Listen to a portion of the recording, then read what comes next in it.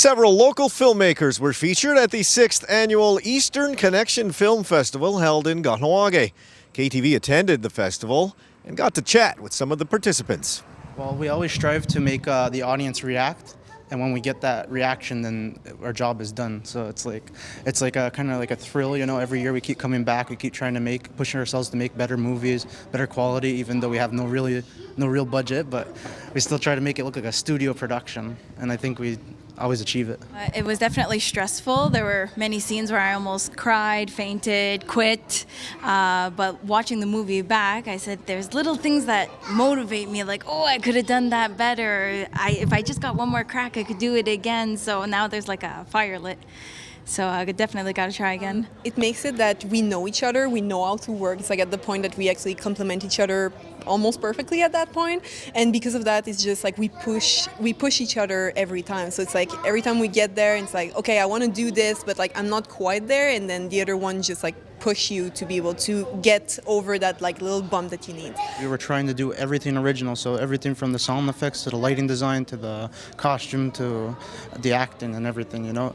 But especially like Gage has turned me down in the past like several times to do an original score. He's like, no, I don't have the time, I'm not inspired. But this time he's like, what the heck, I'm gonna do it. So I think he really hit it out of the park, and especially he did it exactly how I wanted it to without me telling him how to do it.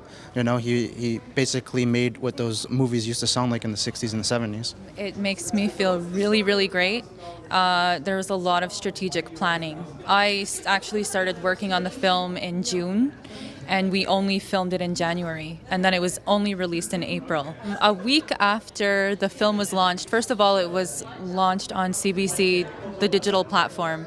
So we got about 40,000 hits in the first 2 hours, and it made a lot of the people in the school nervous because they're like, oh my God, this is getting real, you know? And it was a very like humble approach. We just wanted to sit and wait and see what was gonna happen. And within a week, Indian Affairs actually contacted the school, came to the school, visited with the school, and said, like, listen, let's begin negotiations, let's start talking, let's build a relationship.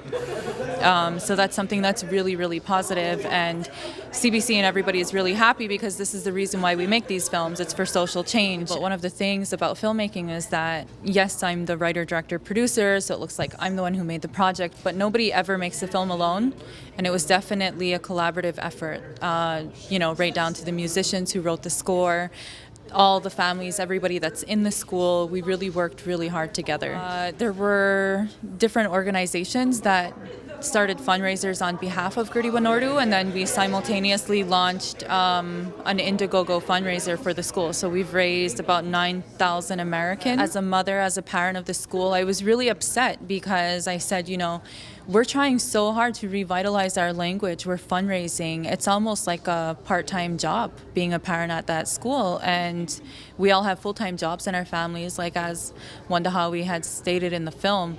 And I was really upset. So I posed that question to Dale. You know, like, well, how do you feel about reconciliation? Do you feel like our voices are actually being heard? Do you feel that they really know what our needs are? Because they're telling us, you know, they're going to fund different programs, and we're still fighting for equality in education, students on reserve who aren't even in Mohawk immersion schools. And I really felt that it was time. Now is the time, and I think it's a great time to be an Indigenous filmmaker. It really is. What I like about it is you got like a lot of different personalities coming in. So just like a contrast to school is it's like everyone trying super hard to make everything look super, super nice to a point where it stops becoming nice to watch. But this one you can see there's still like a lot of love in the craft. There's a lot of like enjoyment. It's like nothing like there's like a lot of liberties taking place. So people are like free to like really express themselves and really like kind of movies that reflect themselves and reflect kind of like the films they like. So as a film festival, it's just nice to see other people in town and what their take on film is and on what they like to see and what they like to make. Well, the evolution of my films, it began with, which is ironic because this movie took place like in the basement of my house and around my house. And my first film was the exact same premise, except it was a science fiction. So there was some sentiment in it, and I didn't mention this like on the panel, I wish I did. But while it is a new era, it does revisit a lot of my previous films, and so there's small homages, and so the whole creeping around the house is an homage to the first film.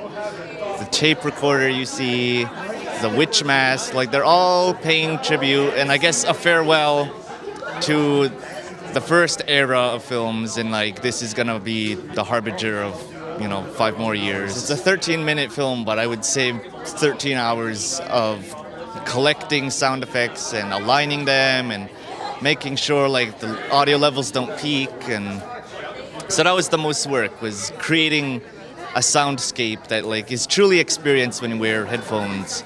I mean, we missed some sounds, I noticed, because we don't have surround sound in here, but needless to say, it did have great effect. People were jumping, and so it worked. It created this eerie atmosphere, and I'm satisfied with that. I had this idea for a haunted camera. That was where it started, essentially, and I kind of just went from there. It kind of started as like it was going to be a ghost thing, and then it evolved into being a whole kind of serial killer, and then like a psychological thriller kind of thing, and eventually landed where it was with basically just your stock, kind of slasher film, kind of Final Destination. Every time I leave this place, I always have like a million ideas running around in my head.